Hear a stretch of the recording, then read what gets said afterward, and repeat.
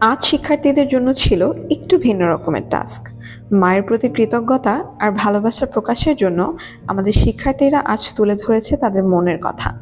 তারা লিখেছে মায়ের জন্য একটি চিঠি, যেটি ভালোবাসায় ভরা, আবেগে মোড়া।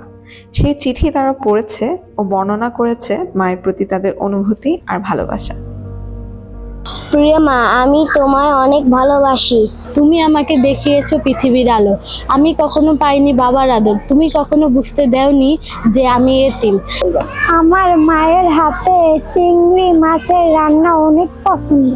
তুমি নিয়মিত ওষুধ খেও। যখন স্কুলে আসার টাইমে তুমি আমাকে টিফিন তৈরি করে দাও, তবু তুমি শত অসুখে থাকলেও আমাকে বুঝতে দাও না। তোমার ওষুধে খাওয়ার টাকা দিয়ে তুমি আমায় বড় করে মানুষ করেছো। তোমার হাতের মুরগির মাংসটা আমার খুব পছন্দ। সুখে দুঃখে তুমি আমার পাশে দাঁড়িয়েছো। মা, আমি তোমাকে অনেক ভালোবাসি। মা, তোমাকে আমি অনেক অনেক বেশি ভালোবাসি।